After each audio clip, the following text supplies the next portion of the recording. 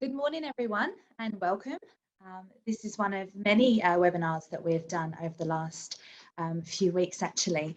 So today we're going to be talking about the returning to the workplace agenda and making sure that we're keeping our employees safe, engaged and productive. So I'm really excited today to be showcasing three awesome professionals with a really diverse group of experience and opinions. It is going to be an interactive session, so really keen for you to ask questions, whether it's anonymously or via the chat function. So please do use that Q&A function on Zoom. So a little bit about Parity. So we are recruitment specialists predominantly. We hire product marketing, comms and digital staff. We've been going for about 8 years and we've invested over $1 million over that 8 years into our community. And what that means for us is that we put on a lot of training, seminars and salary surveys, and we have about 12 initiatives a year, which are really upskilling our candidates and working with our clients to make sure that we can provide services just outside of recruitment. So we work with lots of different companies, but the majority of companies we work with are the medium-sized organisations within superannuation, asset management, fintech, banking and payments. So firstly, we're just going to start with a quick poll just to get a sense of the audience. We've got quite a few people online today. So Nick, if you can start with the poll, and if you guys can just fill this out in terms of where you're at with the returning to the workplace agenda, that would be great.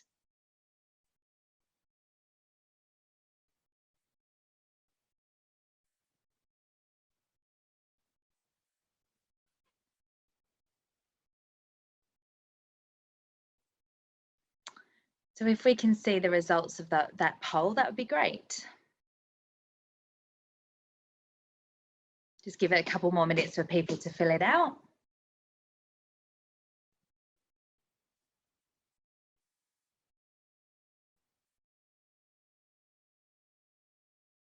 Okay, can we see the results of that poll now, Nick? We're going to talk about the results from the poll a bit later once we get into the Q&A. There we are. So it looks like most people are just continuing to work from the office with critical roles going back to going back there. We can talk about those poll results a bit later. So just to move on and introduce our speakers. So myself, I'm Victoria Butch, the founder and managing director of Parity. I had some notes here that I was just going to try and punch through this. So I've got 15 years experience in recruitment and HR, and I'm clearly from the UK originally, but I've been here 10 years. I'm insanely passionate about inclusivity and how that interacts in the workplace for onboarding and exiting practices. I have an unhealthy obsession with sharks, and I'm a massive wine snob. Although COVID has meant that I'm not really a wine snob, I'm just a massive wine drinker. And I'd like to introduce Lisa Elias. Lisa has 2 masters. She's also lectures currently at 3 different universities. She's consulted with many different business over her career of 20 years plus, including financial services, telco and government. A couple of fun facts about Lisa is she really loves a Negroni or a GSM or a cheese plate, or it sounds like anything really good quality. And up until COVID, she really loved going to the Opera House. And because she's not allowed to go there now, she's actually bought a massive Lego version of the Opera House to build in isolation, which is pretty cool. Lisa, what I like about Lisa is that she's got a really direct style. She's got a lot of experience and she is really happy to share unfiltered today what her business is doing. So we also have Deepak, who has a really cool regional role, and also the head of D&I, which is very close to my heart. He's also been in the industry quite some time. He's worked predominantly in the service industry and is the consummate service professionals. He has a really interesting regional role that I'm really excited for him to talk to you about today. And a couple of fun facts about Deepak is that he loves cooking, but hates following a recipe. And he's a dad of 2 very young children, 1-year-olds and 3-year-old. And it sounds to me like they're the light of his life. And finally, we have Diane. Diane is a change coach and the director of the Happy Path. She's worked in corporate for about 20 years before suffering corporate burnout. And Diane has completely reshaped her career in change management and mental resilience, and still works with a lot of corporate organizations in change. Why we asked Diane here today is that Diane will be bridging the gap between change management and mental resilience, which is going to be quite important when we're talking about the return to workplace agenda. Couple of things about Diane, other than the fact that we've showcased Diane with a couple of our webinars, and she has been absolutely one of the most favourite speakers that we've showcased. I personally like her a lot. And she's also, although she looks quite angelic, she's an avid heavy metal fan. So if we can just start by asking a few questions to the speakers. Lisa, just over to you. If you can please explain the approach that your business are taking regarding returning to the workforce and how you see that this will change the way you'll be working in the future. Yeah, sure. It's really interesting just seeing the poll results. Actually, I could see that 45% of people in their session have said that at this stage there are, they're planning on working from home indefinitely. And I guess the important thing for us is really staff safety is paramount, and so is the safety of our members. So we're actually not in a tearing hurry to get people back to the workplace. We are being as cautious as we possibly can. So we're following government advice, and what we're doing at the moment is in terms of our working from home with staff is actually working pretty well. I'll give you a bit of information about a survey that I ran a couple of weeks ago, but for the time being, we are just being very careful and cautious about our planning for our return to the workplace. So we've formed a Future of Work committee, and that includes the CEO and our Chief Risk Officer, myself, our legal counsel, and our CFO, and we meet once a week, and what we're really doing is looking at what our return to work plans might be. But interestingly, we also have to move to another office in about 12 months' time because our lease runs out. So at the same time, we're kind of really reevaluating what the new future of work might look like and how we can plan for that in our move to a new building or a revamped internal setup. So one of the things that our risk committee, our risk team have done, which has been incredibly useful, is they have completed a full risk analysis based on the Safe Work guidelines that have recently been published. So they've done they've updated our risk register, they've given us a gap analysis, and they've also put together a whole risk of controls. And for that really becomes our action plan. So some of the things on that action plan are quite interesting, and they include different things like small to large, sending thermometers out to all staff. So when people do return to work, they'll be checking their temperatures every day before they come in, texting their managers to saying, I don't have a temperature, before they come into the office. Having, thermometers available in our reception area so that people and members and visitors are checked as well. So just little things, but some more important things as well, like an overarching staged approach, a staged strategy that we're working through, and so that we can roll that up or back depending on whether or not we have second waves or further outbreaks. We're looking at things like the foundations of a healthy building and some other health performance indicators. And we're also looking at staff preferences. That's really important to us. So we ran a survey a couple of weeks ago, got a sense of how people are actually tracking. I'll just see if I can bring up the results. I've got those here.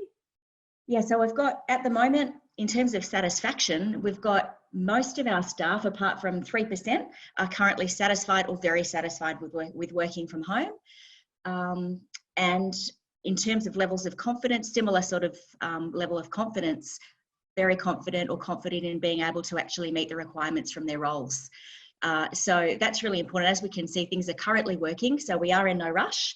But we've also asked people, if we're looking at this question of how we change the way we work in future, we're also getting a sense of what people's preferences are. So it's not just what's good for the business, it's also in terms of engagement, what's really important for our staff.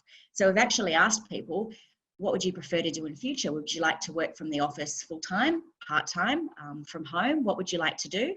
And apart from 7 of our 75 staff members, everybody said that they would like to work a combination of work from home and in the office. And most people have settled on 2 days working from home. So we're certainly going to be doing our best to accommodate people's preferences there. So in terms of changing the way that we work in future, I guess we are open to a lot more flexibility. We are looking at people's preferences. We are focusing on engagement and making sure that our staff are well adjusted and happy. I mean, that's really important for us as well. And looking at various ways that we can continue to monitor people's productivity to ensure that they are able to complete the work that they do need to do when they're not in the office. And a lot of that is better use of technology and also upskilling our managers in terms of helping them continue to manage a remote workforce. Lovely, thank you, Lisa. And just moving on to yourself now, Deepak. And now moving on to yourself, Deepak, can you explain how you're looking to bring back your global teams and that's working country by country, state by state, and if possible, what you're learning from these sort of staggered comebacks country by country? Definitely, Victoria. Thanks for the introduction, and I'll try to answer that as best as possible.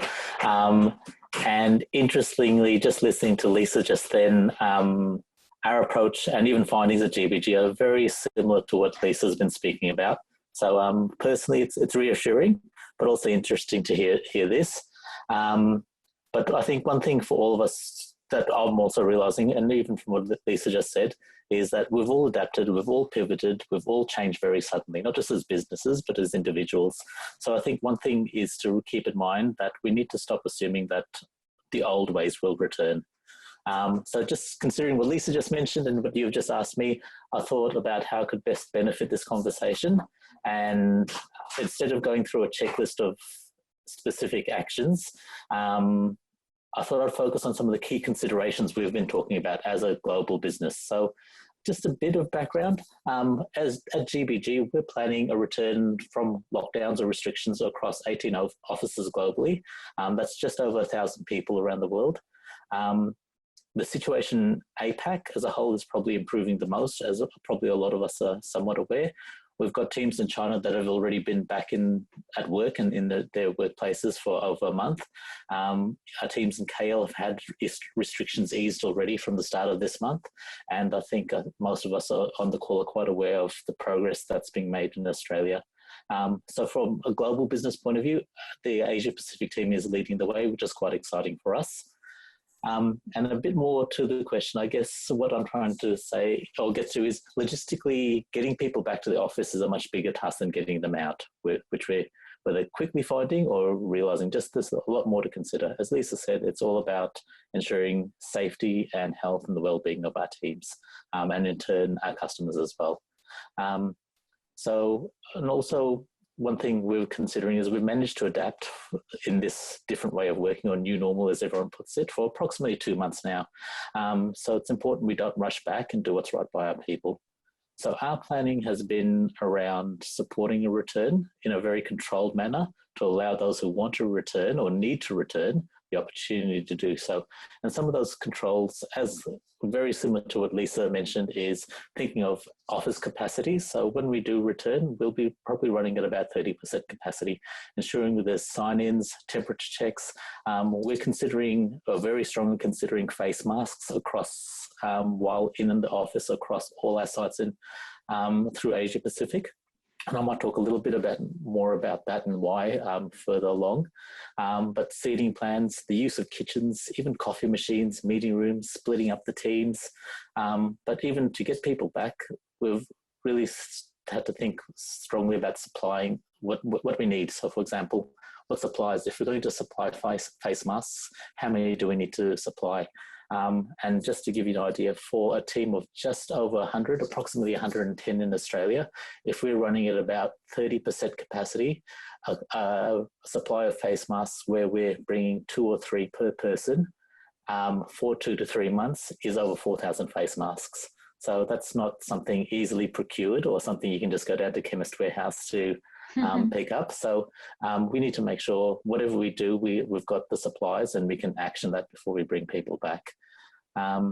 But then there's so many other things we need to consider, or everyone needs to consider, whether it's cleaning patterns, if there's building management, how they're going to support what we're doing, travel to and from our offices, even insurance, what we plan, we have to contact her, whether it's our insurances, to let them know this is what we're doing. So we're not just well covered, but also cover our team members as well. Oh, sorry, Deepak. No, go ahead. I was just going to quickly say that, as I said, our teams in KL are the first to return. They've had their restrictions eased since the 4th of May, but we're not planning a return for them until probably early June. And this model will be the model that will follow the rest of the world, and that'll be followed by our Sydney, Melbourne and Canberra teams. But yeah, I'll put it back to you, Victoria. Thanks, Deepak. So when you say the model, so if when you say the model, so if the restrictions are easing and then you're taking the team back, sort of, did you say about a month later? Approximately. So, for example, Malaysia, as I said, had their restrictions eased on the 4th of May, or KL did in particular.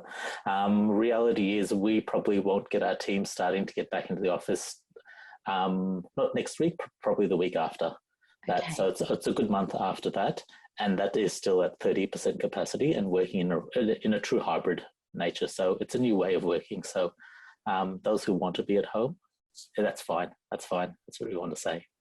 Okay. Thanks, Deepak. And over to you, Diane. So why is strong change management practices and mental resilience such an important duo when discussing the return to workplace agenda? Thanks, Victoria, and thanks for that introduction. This is something that's really passionate and close to my heart, being that my background is around organisational change.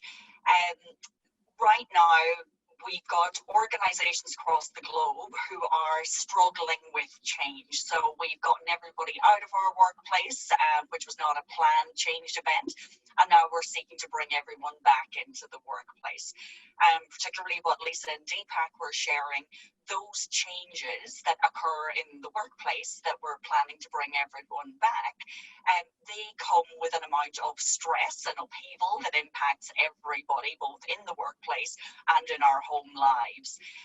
And change generally comes with an amount of stress, but right now that stress is not just happening to one team or one organisation, it's happening with all of our clients, our suppliers, it's happening within our families and within our communities. So if I look back to maybe 3 months ago or even late last year, going out and talking to a lot of HR professionals about, the link between organizational change and resilience. And it was quite difficult for people to see that connection. But right now, people are saying that, yes, we've got to get better at not just managing change, but building capability within people that they're able to go through change themselves, but also to do that in a resilient way. So should we come with a second wave? Should another virus hit us in the future? There's nothing more certain than there will be more change. So how can we help our people build capabilities in resilience and change so they're able to both lead and adapt? I think for me, a personal standpoint is I'm someone who has led and managed change for over 10 years. I get the toll that it takes in organizations because you're generally tapping on the same people in your organizations to lead major change initiatives or to be the people that lead some of those great programs in your organization. And there is a tendency for people to burn out. There are people who have mental health conditions in your organization. So having planned approaches to how you're going to bring them back into the organization and uphold your duty of care to them is something that I'm specializing in at the moment. Thank you, Diane. I expect you're pretty busy as well, given this. It's terrible to say, but it's loving it. Yeah. Oh well, it's. I'm glad you're in that function. It's a great support. So just back to Lisa now. Lisa, what are the challenges you anticipate with returning to the workplace for your business and other organisations? Well, I think there are many challenges. Some of them, we're aware of now, and some of them sort of will emerge as people kind of, start to transition back over the coming months. Look, I think shock is probably one for staff. I mean, I'm sure Diane could probably talk about this with, much more authority than me, but I just think that, just the shock of having to get up, get dressed, get made up, catch public transport, get into work, have everybody around you when things have been quieter to date. There's also that element of fatigue that people will experience. So I see that, probably having an initial impact on engagement levels, and seeing, engagement and motivation levels potentially drop initially. So that's certainly a challenge to be aware of and to sort of try and mitigate. I think another challenge is going to be what our offices look like in future. So I've noticed a number of larger companies that have really relied to date on hot desking and activity-based working, and really crammed a lot of people into buildings to reduce their rental footprint, are really going to be in trouble. And I noticed a number of those have kind of said staff can work from home till the end of the year or indefinitely. A number of large organisations have made that call.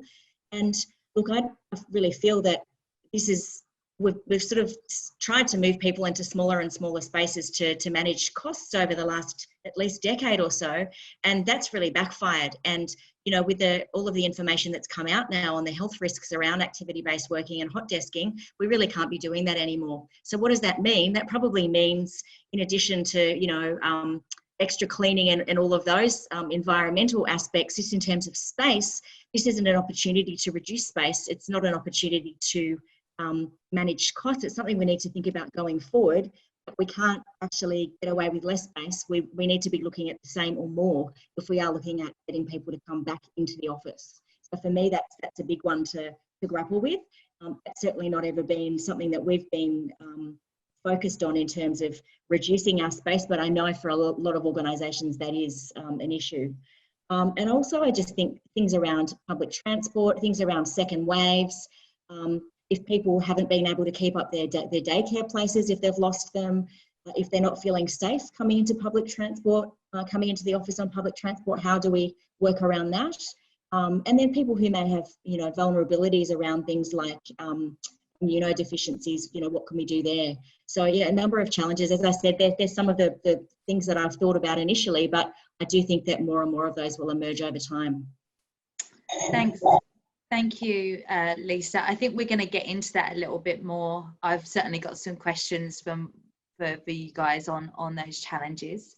So to Deepak, given you have such a global client base, which will often require face-to-face meetings, what processes are you putting in place to protect your people and your clients, and of course vendors as well? That's a very good question, and one that I'll be honest is a tough one to answer, and we're still trying to work out what's best. I think, for example, in relation to my previous response, we are a global business. We have global customers and team members supporting customers across the globe and across the region. And by region, I mean referring to Asia Pacific, more specifically. So for us, having a more unified approach to a return gives us the opportunity to say to our customers that our whole team in APAC is still available to support regardless of restrictions. And when we do return to our workplaces, we will be following the same guidelines. For example, I'll use a face mask example again. Is that something we do in all our spaces? But one of the things we also are saying that the advantage is every single one of us around the world really is in this together. No one here is in a unique situation to the other person or a customer or anything like that. And we all have found new ways of working, connecting. So it's not about forgetting this and continuing to virtually connect. I think that's going to be the key at the start. But more specifically, if we are to visit a customer or if they do want to come on site, we first have to make sure both parties or all parties are happy for that. There are proper precautions and processes or steps in place and people feel safe. But I think we also have to let common sense and trust prevail a little here as well.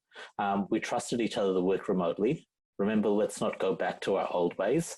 And generally speaking, it is working. So while it's important to have the right processes and policies and steps in place, we have to trust our teams as well to do the right thing. But if we are going to have a customer on site, we would expect any customers to follow the same guidelines any team member would. So that would include pre-registering, signing in, sanitizing. I'm using that face mask example. And while I know it's a little bit awkward, and we have to remember that a little bit awkward is a little bit better than a little bit sick. And for example, and I know I keep going back to the face mask, but this is it has been a bit of a, not a bone of contention, but a place of debate within our local teams and with a few people. But for us, let's imagine that those in our team who really want to wear one, but feel a little bit awkward and in turn unsafe because everyone in the team is staring at them and no one else is wearing one. We don't want that. We need to remember that a truly engaged and productive team need to feel comfortable to be themselves and bring them whole selves to work. So if it's a little bit awkward to wear a face mask at the start, it's for our safety and it's for the best. But just to conclude, really, I just wanted to say, for us, it's taking our time, getting it right, adjust if we need to, and share a lot. The greater the conversation, the better. And it's better to be a little bit awkward but safe. And let's remember that we're all working for a greater good here, the health of those around us and the improved freedoms that we're now experiencing and getting to sort of welcome back. Let's make sure we're protecting them. Thanks, Deepak. That's some really great points there. And just finally, for the final question of our Q&A before we open up to the audience, and please do ask questions via the Q&A function on Zoom. We've got a couple coming through, but I'm sure there's lots more that are on your mind.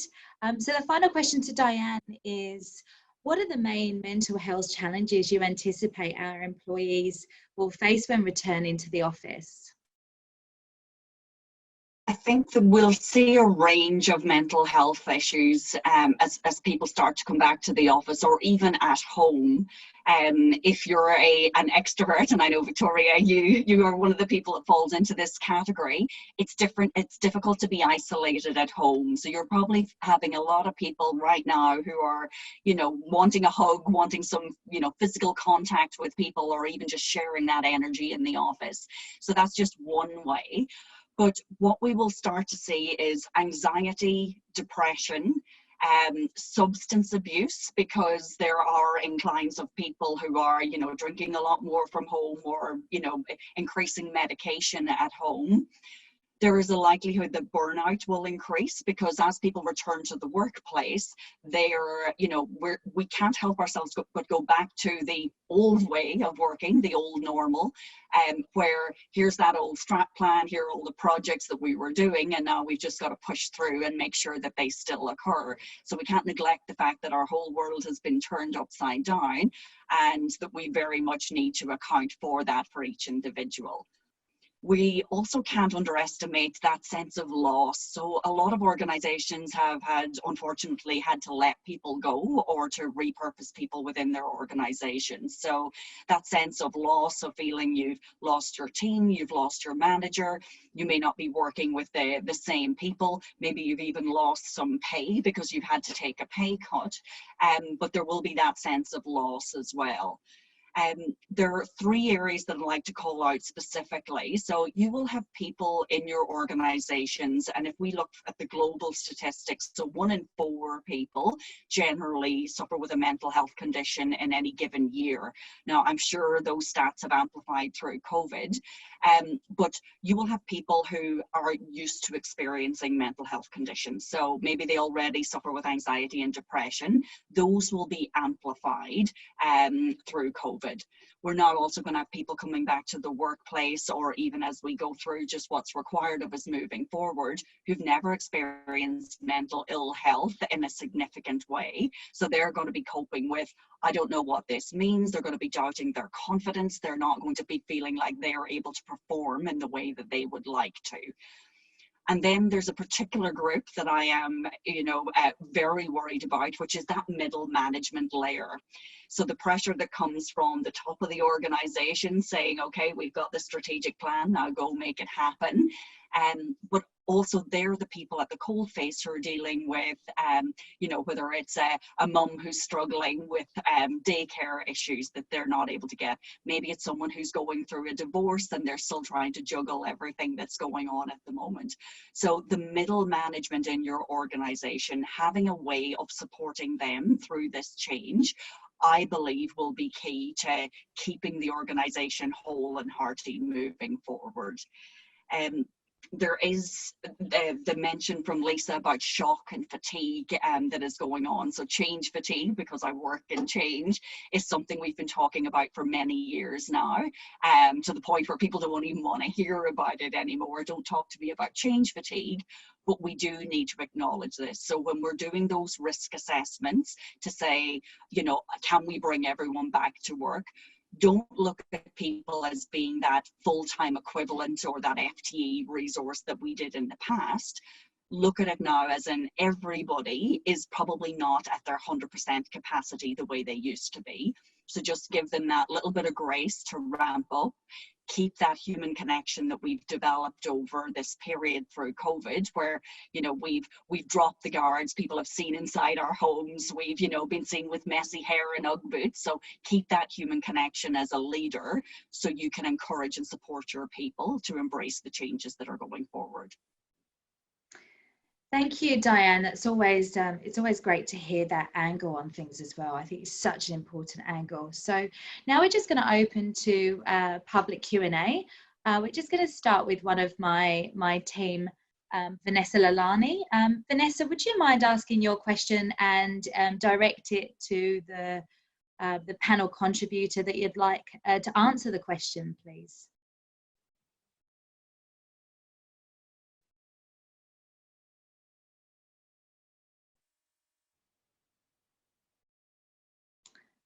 Vanessa? Okay, just while we're getting that sorted, I'm just going to move on to a question that I've just seen on the Q&A. So when we have when we have split people coming back to the office and some from home still, how do you think we can manage when people are unwell at home? And how will we keep how can we manage that? Lisa, have you got any thoughts on that? I just wanted to clarify the question, Victoria. How do we manage when people aren't well?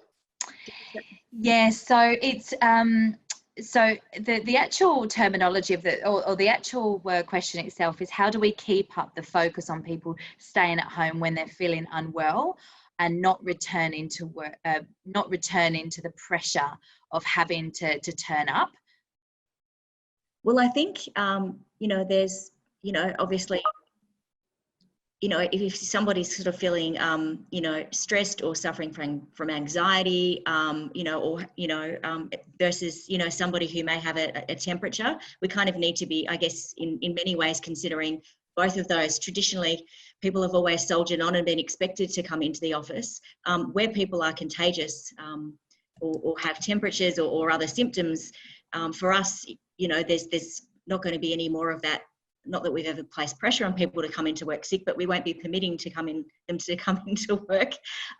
People who are suffering from other afflictions or illnesses, I think it's really a matter of offering support, making sure that our EAPS service is available, making sure that we're proactively doing whatever we can to assist people in managing their mental health and wellbeing from home.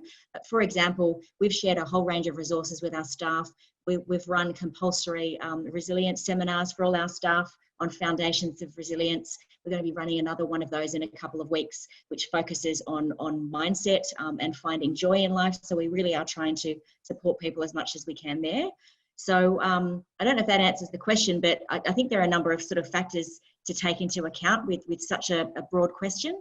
So again, anything contagious, stay at home regardless. And, you know, we do whatever we can to support people who are really struggling with the mental load of working from home.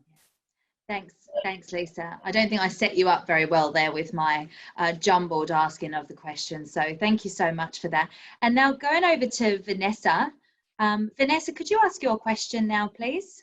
Of course. Hi, everyone. So I specialise in recruiting in marketing, comms and digital roles across superannuation and asset businesses.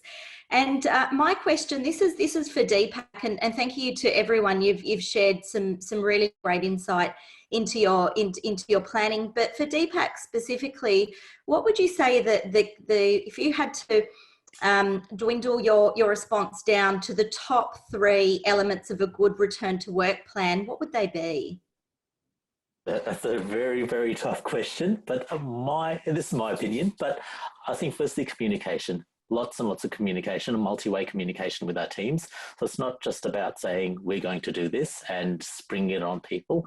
It's giving people the opportunity to feedback and ask those questions. So for example, for us, a lot of our workplaces are in the city, so car parking may not be an option. So how do we address public transport and staggering times? So firstly, communication, having a specific plan and sharing that as well, so people understand.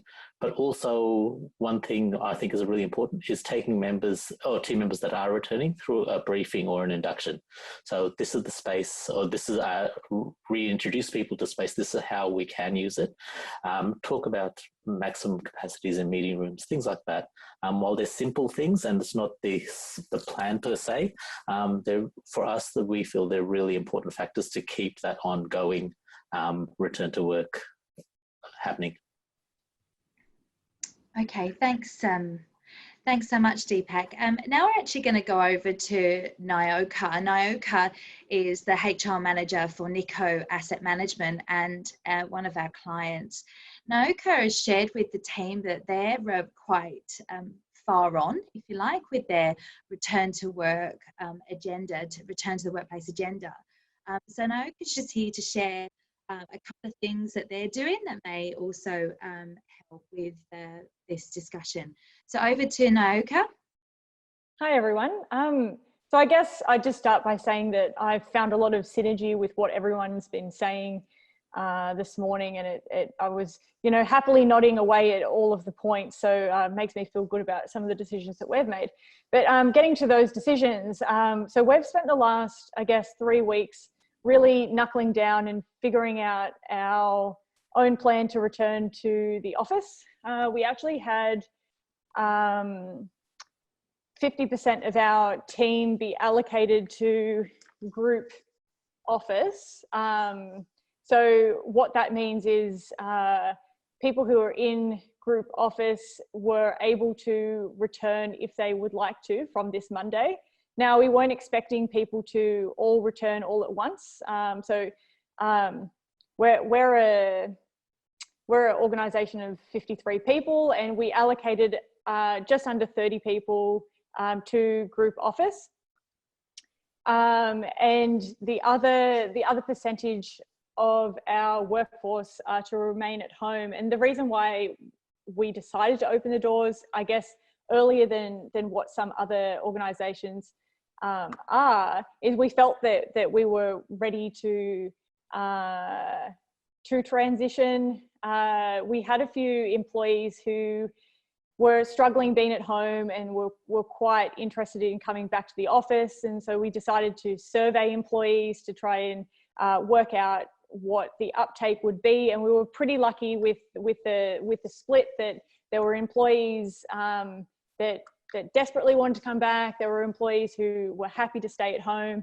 And that just so happened to work out 50-50 between teams. So we were able to manage our risks from a business continuity point of view. But we had a couple of employees who live at home on their own. And one of our employees saw someone that they knew for the first time for over 6 weeks when they came into the office, and they were so overjoyed and so happy. So really the reason why we've decided this is about mental health. So from both perspectives, you can see that I'm at home, I'm happy to be at home, and so I'm in group home, but there are people who need to be in the office for their own mental health and for their own, well-being. Thank you. Thanks, Naoka. Thanks for that contribution. So I've got a question from Alex. So I think, Lisa, I think this might be a question that you mentioned about the temperature taking and things. So just to follow up, what legal obligations do employers have to ask their employees to undergo the testing and take their temperature? He's mentioned that he would personally be more confident to return back to the office if the tests are mandatory in place. What's your perspective on the sort of the obligations to you know, almost kind of not just encourage but almost force that to happen? Well, from our perspective, it is very much a duty of care, you know, to other staff who are, you know, potentially exposed to somebody who may be sick. So from our perspective, we're actually going to be making it mandatory. And in fact, that's one of the controls that we have identified in our gap analysis against the Safe Work Guidelines. And my view is that a lot of people, most people, I'd be very surprised if, you know, we had any objections. Certainly not in our business, but it's the new normal where everybody needs to know that they're being protected and that we're looking after their safety. It is that duty of care. I've found I've actually wandered into a couple of stores lately and had my temperature checked at the door, and I was quite happy with that.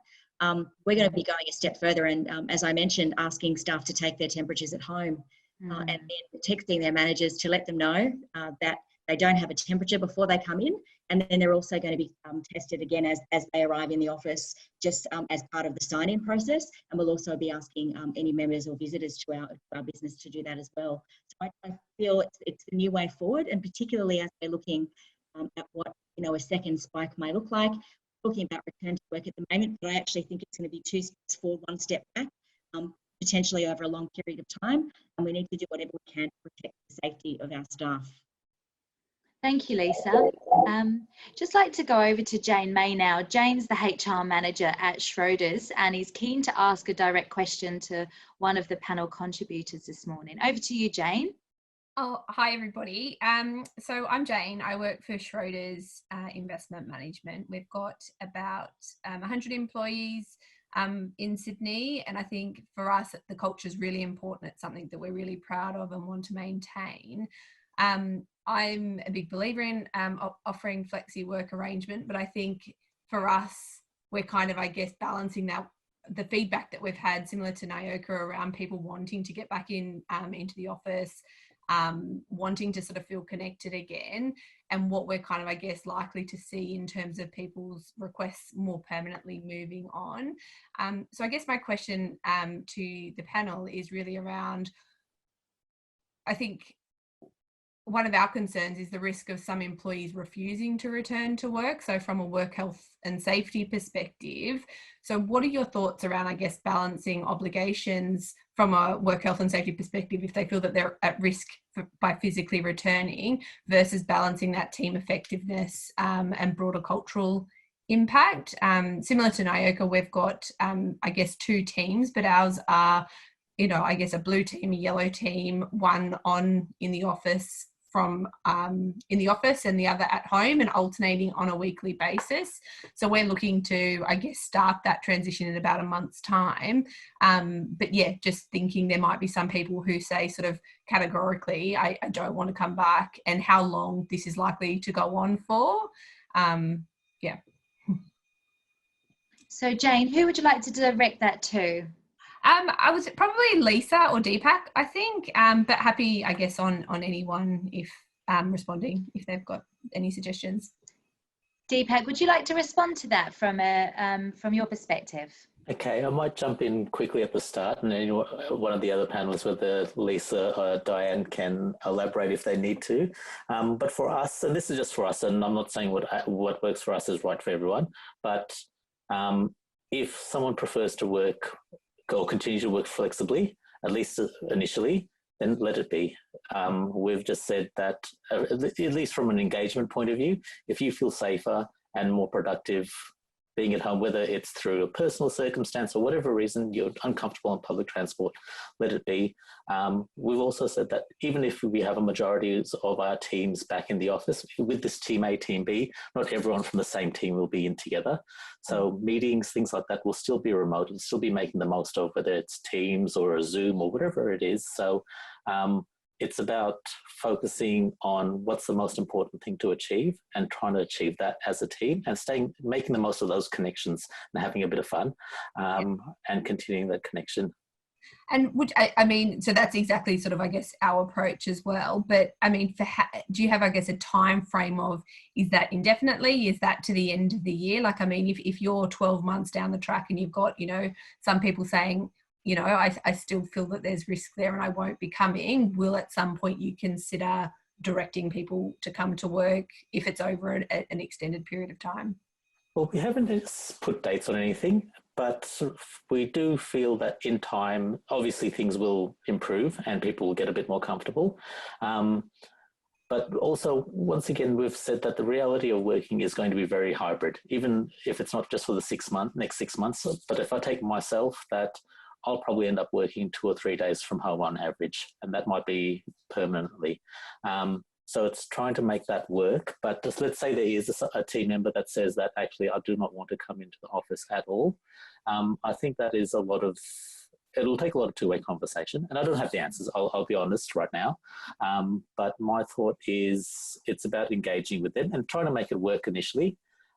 And as those comfort levels build, and maybe as the situations improve, then it's an easier way to bring in that next step to say, okay, whether it's vaccines or whatever comes next, I don't know, and no one does, is to say now that we're at this stage and there's that level of risk is much lower, how do we start transitioning that you can come in a little bit at a time? Yeah, thanks, Deepak. Look, I don't think no one really has the answers, I think, at the moment. So thank you for that. Diane, have you got anything to add to that? Yes, I do, because this is something that when you're dealing with change in any organization, there are always people who will fall into that resistant to change category, and they need to be supported and managed in a very different way than the general masses. So there's always a tail, even if you're implementing a technology system or you're doing a merger and acquisition and there's, you know, new processes put in place. But identifying who those people are who are, you know, I don't particularly like the term resistant, but in this case, they're going to be a little bit more worried, a little bit more anxious, or maybe it just suits them better that, you know, hey, I'm not really worried, I just don't want to come into the office.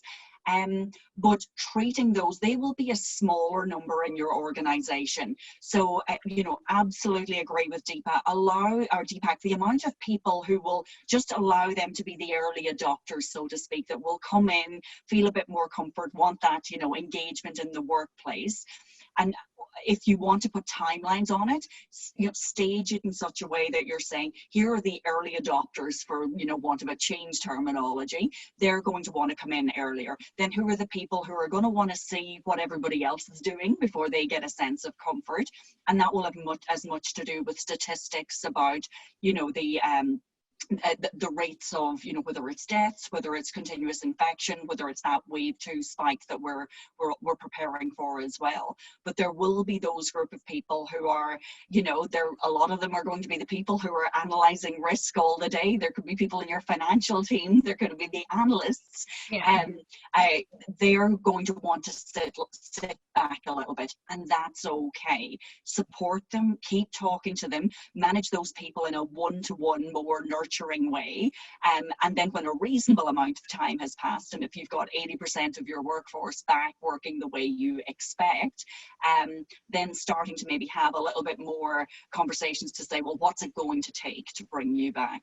But I completely agree, the hybrid way of working is going to be the new normal, because that will allow us to flex and ebb depending on whatever change comes towards us in the future. But those people probably will benefit from a little bit of nurturing and a little bit of, it's okay, we've got you, and you'll eventually get back there.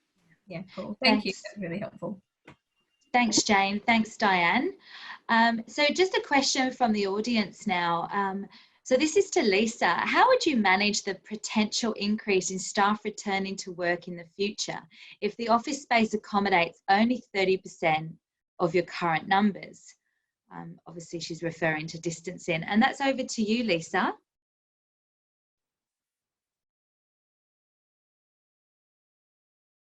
Here we are.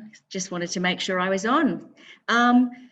I guess it's really about it's a rotational policy. It's about A, B, and C teams and bringing people back on a rotational policy. If the capacity that you have can only accommodate 30% of your workforce, I think that's probably the way to go. Providing you've got the appropriate sanitizing I guess capability in place to actually be able to bring people through and safely share those spaces, which is actually not recommended at the moment. And I also think it is probably a case of, again, as Diane and Deepak have suggested, and what I've found as well, is the new future of work really is expecting that people will want to work from home and that you'll have them working from home for some or part of the week. And using that in terms of scheduling. Something else I wanted to flag as well, and Diane and Deepak sort of talked about different teams, and Kiona as well, it did as well. I think we're looking at not just what staff preferences are, but we're also looking at some other risks that they may face. For example, those who are travelling furthest to the office from public transport, until we know that that is safe, until we're satisfied that we can put measures in place to help protect them as well, they're probably going to be some of the people that we bring back to the office last. So, if you are looking at floor space, I'd be looking at who is travelling to work in the most safe way, who has the shortest commute to work, who has kind of said their mental health depends on them coming back to work, who really has a strong preference to work in the office, and factoring that into some of those other controls that I mentioned as well. Don't know if that helps, but I'm keen to hear the other panelists' views on that too. Yeah, if we can go to Deepak briefly on that question, if that's okay, just briefly. We've just got a couple of final questions as well. Definitely, I pretty much will echo exactly what's been said. For us, it's no matter who we are and when we come back, the reality is we definitely do have a distributed workforce today and tomorrow. And in theory, there's a lot of advantages in this. So if we're thinking from a hiring point of view, in reality, we can pretty much hire anyone anywhere. Do they necessarily have to be in Melbourne or Sydney or wherever it is? But one of the things that we're thinking of, and while maybe as a technology company we do this at some levels really well, but some it's not formalized, but look at accelerating a transition to a more agile way of working. This is what we're all doing now, but how do we do it well and keep doing it well? Because that will help us manage change, ongoing change, uncertainty, whether we want to refer to a VUCA world or whatever else it is. It's about trying to manage change as best as possible and being as open to change as best as possible, having those supports around us. So when that change does happen, we can support each other through it. Yeah, thanks, Deepak. And just opening a question to Amanda in my team. Amanda, you've got a burning question for one of the panelists. Over to you. Yeah, I don't know if I can be seen. Hold on just a second. Hi, yeah, hello everyone. Yeah, I'm Amanda Glack and I look after the digital product management in any organisation that isn't financial services. And my question, I've been talking to quite a few clients throughout this process, and a couple of them have actually said that productivity has increased, which has really surprised them because of the lack of travelling and more time to actually do the work. Have either of you or any of you spoken to companies that have said the same? And if so, are they going to be considering restructuring their workforce to accommodate this?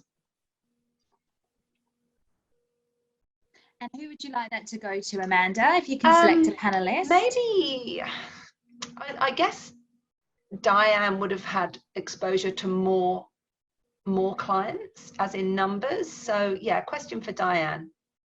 And anyone else who wants to answer. Hi, Amanda. Good question. Yes, there are definitely, because I work a lot with project teams, I guess. So for me, I'm seeing that the rationalization that has occurred of projects that are happening in organizations or change initiatives, that a lot of them have been on hold, a lot of them then have to power through. the thing about project teams is they are generally the people who are leading the way for change. They're the people who adapt most readily to change. So definitely productivity for a lot of those has increased. Am I seeing any, with the organizations I'm working with, am I seeing any changes to restructure to do with that? Not being driven by that specifically. So not that, oh, productivity is so great that now, you know, we can do with either less of a workforce or a more repurposed workforce. It's very much a watching brief at the moment. It's no one is settling into what this new normal is right now. We know that there are going to be continuous waves of change for a while. And not even just to do with COVID, it's how, you know, the marketplace responds, how organizations respond. Smaller businesses that I'm working with, some of them have had to close their doors completely. Larger organizations are, you know, operating very differently in Asia Pac than they may be in North America.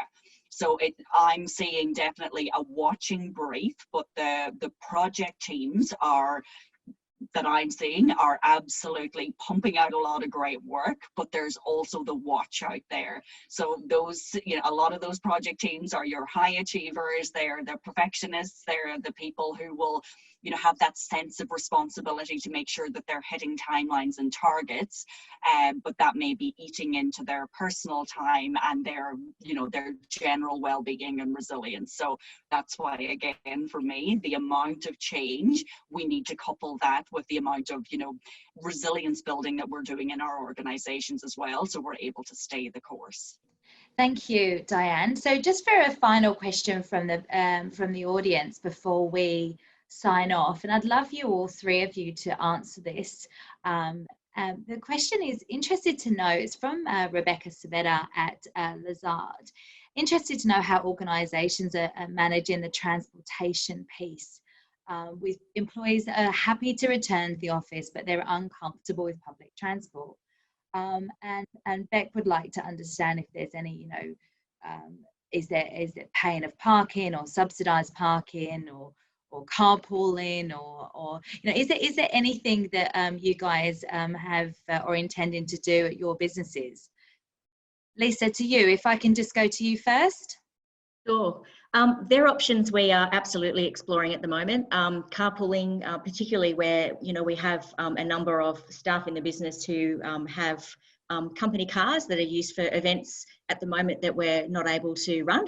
So we're definitely looking at carpooling. And in fact, we've actually just done some postcode analysis and had everybody's locations kind of dropped onto a map so we can see distances and you know, various routes that people, you know, potentially could take into work. So we're looking at carpooling, and we're also potentially looking at subsidising parking as well. So both those two options on the table right now. We haven't come to a final decision. I'd say carpooling probably first, and then potentially subsidising parking. Okay, thank you, Lisa. What about you, Deepak? Definitely, as Lisa was saying, we're definitely looking at all options, and we don't want to take anything off the table. I think for us, the hardest part is if we subsidise car parking, where do we provide car parking in a major city? Just as importantly, we are focusing on that staggering public transport and making sure people aren't travelling at peak times, and maybe helping guide those team members that do put their hand up to come in, especially in those early waves, to how do we stagger that and do that safely and across the day. Okay, thanks, Deepak. And your experience, Diane, you work with a lot of corporate clients. What have you seen them start doing about subsidising, but perhaps other methods of getting into the office? Yeah, this is definitely one of the trickier ones. So, you know, regardless of being able to manage your physical location, it's the getting people to and from the office that is one of the biggest challenges. The parking availability for a lot of my clients, if you're based in the city, then, you know, that's not a reality because every organization is trying to do that, and there are only limited parking availability, and they're things that are very much outside of our direct control or outside of clients' direct control. And public transport for a lot of people, and you know, to Jane's question earlier, it's one of the areas of high anxiety for people that are returning to into the workplace. It's like, I trust where I work and I trust that it will be sanitized. I trust that I can keep my desk clean, but it's that getting from home into the workplace that's difficult. So I think where a lot of organizations I'm working with are leaning towards, we haven't got this figured out yet. Let's try to have as many people working from home as possible. The people who need to come into the office, let's, you know, kind of manage those in the early wave. But also the people, again, who need that social engagement from a mental health and well-being, that they're the people who will be prioritized in that first wave. It boils down to, and this has very much been my advice as well, that there's a degree of personal responsibility that each individual is willing to take for themselves and their own, you know, risk assessment for their family. But there's also that risk assessment for the organization as well, to say, well, you're all coming into work, we have a duty of care to you.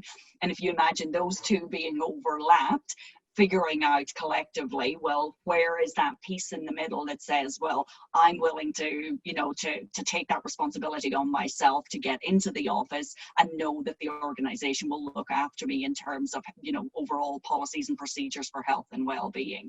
But Lovely. This, to me, is one of the trickiest things that I'm working through with clients at the moment. Thank you, Diane. Look, thank you guys. We've run out of time here. As always, it's been a pleasure hearing from you, and thank you for all of your attention. We are really big on feedback and making sure that we're bringing subjects that you as our audience and our community are really interested in. This was a subject that was brought up in our last webinar that we had over 300 people for. So hence why we put this on today. So there's been over 60 people listening today. So it's been a great event. Thank you so much. Enjoy the rest of your day. And yeah, best wishes with your return to workplace planning. Thank you.